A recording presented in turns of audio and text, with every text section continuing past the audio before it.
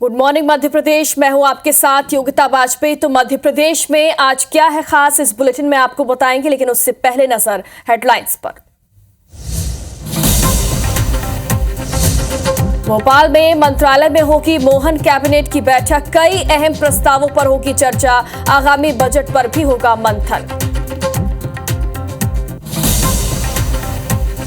कांग्रेस के सौसर विधायक विजय चौरे के बिगड़े पोल। कहा कलेक्टर एसपी सुन ले, अगर कमलनाथ पर उंगली उठेगी तो सबसे पहले छिंदवाड़ा में लाखों लाश बिछ जाएंगी। आईबीसी 24 पर हर्षा रेछारिया का बयान। सोशल मीडिया के माध्यम से उन्हें किया जा रहा टारगेट। वो नहीं है साध्वी, आगे चलकर गृहस्थ जीवन में जा सकती हैं। चैंपियंस ट्रॉफी 2025 का पहला सेमीफाइनल आज। भारत और ऑस्ट्रेलिया के बीच दुबई में होगा मुकाबला।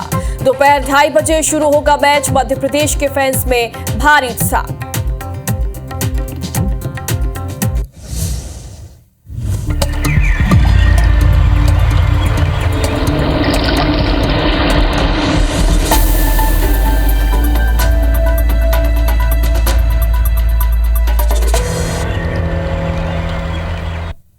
शुरुआत करते हैं धार से एक बड़ी खबर के साथ। यहां पर आग का तांडव देखने को मिला है। कपड़ों की सिलाई दुकान में आग लग गई है। इन्वर्टर बैटरी में विस्फोट के बाद यहां पर आग भड़की। बेकाबू आग से दुकान का सामान जलकर खाक हो गया।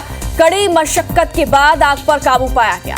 धार के नारायण विहार कॉलोनी की यह घटना बताई जा रही है, जहां पर सिलाई दुकान में अचानक आग लग गई। बताया जा रहा है कि इन्वर्टर की जो बैटरी है उसमें विस्फोट हुआ और इसके बाद अचानक यहां पर आग भड़क गई।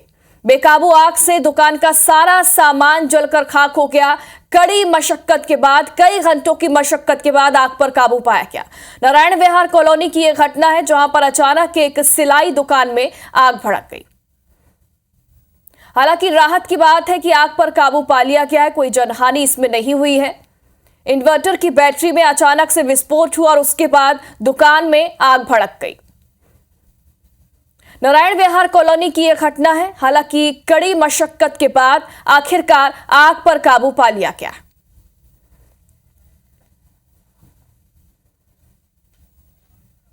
मौके से तस्वीरें भी सामने आई है। देखिए, यहां पर एक सिलाई दुकान है, जहां पर अचानक एक इन्वर्टर की बैटरी में विस्फोट हुआ। इसके बाद आग भड़क गई। हालांकि राहत की बात यह है कि आसपास आग ज्यादा नहीं फैल पाई है, लेकिन आग लगने की वजह से दुकान का जो सारा सामान है वो जलकर राख हो गया। कड़ी मशक्कत के बाद आग पर काबू पाया गया है। नारायण विहार कॉलोनी में एक कपड़े की दुकान में, एक आपको बता दें कि सिलाई दुकान में यहां पर अचानक आग लग गई। बताया जा रहा है कि इन्वर्टर की बैटरी में विस्फोट हुआ और उसके बाद दुकान में आग भड़क गई। मौके पर लोगों की भारी भीड़ भी इकट्ठा हो गई। हंगामा मच गया। कई घंटों की मशक्कत के बाद आग पर काबू पा लिया गया। कोई जनहानि इसमें नहीं हुई, ये राहत की बात है।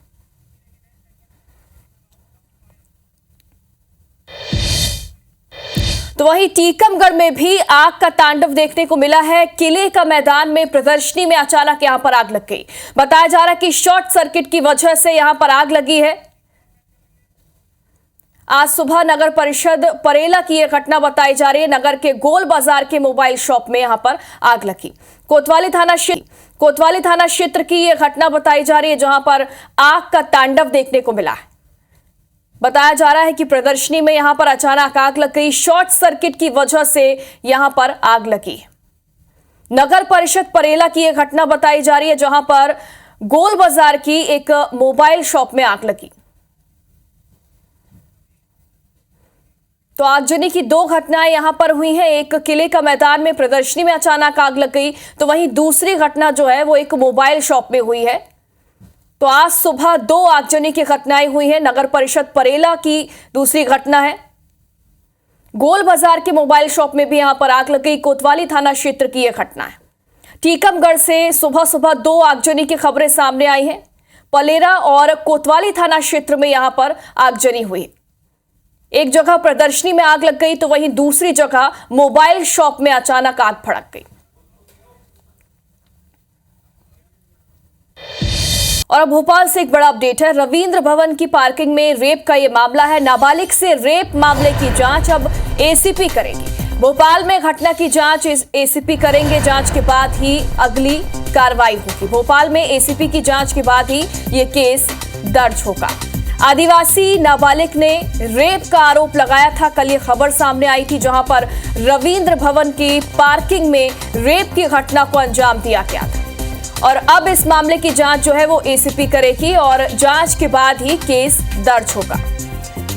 आदिवासी नाबालिग ने रेप का आरोप लगाया था और ये भी जानकारी सामने आई थी कि जो पिता के परिचित हैं, यानी कि जो पीड़ित है उसके परिचित ही रेप के आरोपी हैं, ये भी जानकारी सामने आई थी। लेकिन अब इस मामले की जांच एसीपी करेंगे और उसके बाद ही ये केस दर्ज होगा।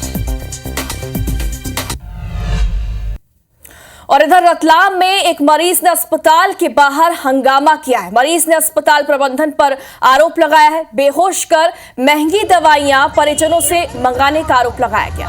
मरीज ने खुद सड़क पर आकर पोल खोल दी। सोशल मीडिया में अब ये वीडियो भी काफी तेजी से वायरल हो रहा है। गीता देवी अस्पताल का ये मामला बताया जा रहा है। देखिए, मरीज खुद रोड पर आकर अस्पताल प्रबंधन पर आरोप लगा रहा है कि महंगी दवाइयां उन्हें दी गई।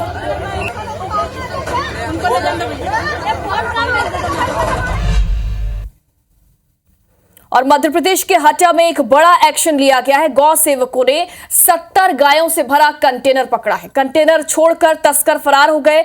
रजपुरा थाना पुलिस अब मामले की जांच में जुटी है। गौ सेवकों ने यहां पर 70 गायों से भरा कंटेनर पकड़ा है। हालांकि जब गौ सेवक वहां पर पहुंचे तो जो तस्कर है वो कंटेनर छोड़कर मौके से फरार हो गए। रजपुरा थाना पुलिस अब मामले की जांच में जुटी है और तस्करों की जांच पड़ताल भी की जा रही है।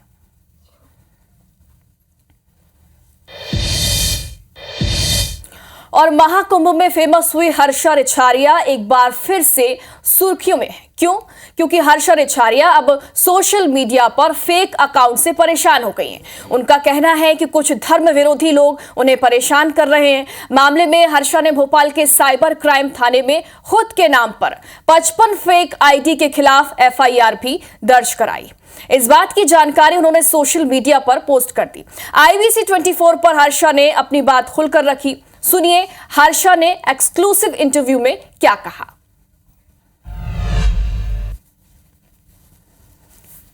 हर्षा जी, कौन सी नौबत आ जाती है कि आपको आखिर क्राइम ब्रांच का रुख करना पड़ा?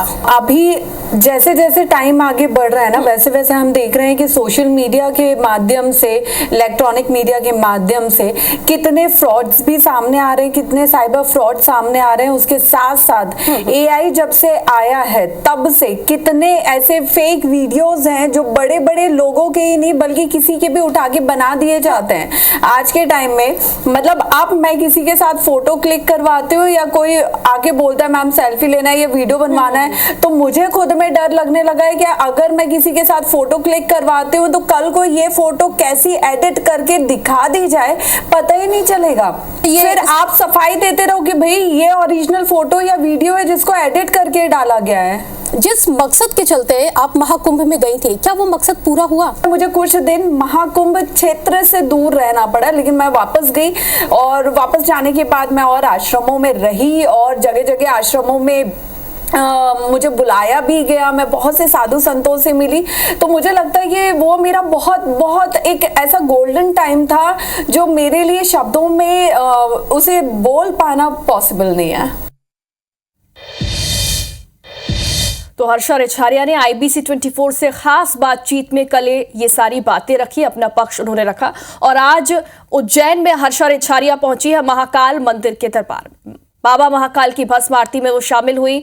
हर्षा ने बाबा महाकाल से आशीर्वाद लिया। बड़ी बड़ी हस्तियां महाकाल के दरबार में पहुंचती हैं महाकाल के दर्शन के लिए, उनका आशीर्वाद लेने के लिए। और उज्जैन से ये तस्वीरें सामने आई हैं। बाबा महाकाल की भस्म आरती में हर्षा रिछारिया शामिल हुई हैं, उनका आशीर्वाद उन्होंने लिया।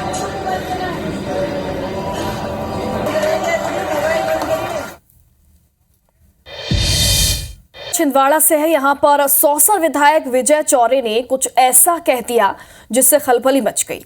उन्होंने कहा कि कलेक्टर SP सुन ले, अगर कमलनाथ पर उंगली उठेगी तो सबसे पहले छिंदवाड़ा में लाखों लाशें बिछ जाएंगी। मैं तो हर जगह यही कहता हूं, सौसर में नाना भाव, छिंदवाड़ा में बंटी साहू, दोनों मिलकर रेत खाओ।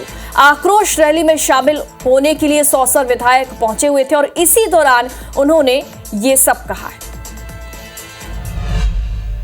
मैं तो हर जगह कहता हूँ, सौसर में नाना भाऊ और बंटी, छिंदवाड़ा में बंटी साहू, दोनों मिलकर रेत खाओ। ये दोनों एक सिक्के के दो पहलू है। इन्होंने कलेक्टर को जेब में रखा है, इन्होंने एसपी को जेब में रखा है, और इस मंच से हम बताना चाहते हैं कि कलेक्टर एसपी कान खोलकर सुन ले।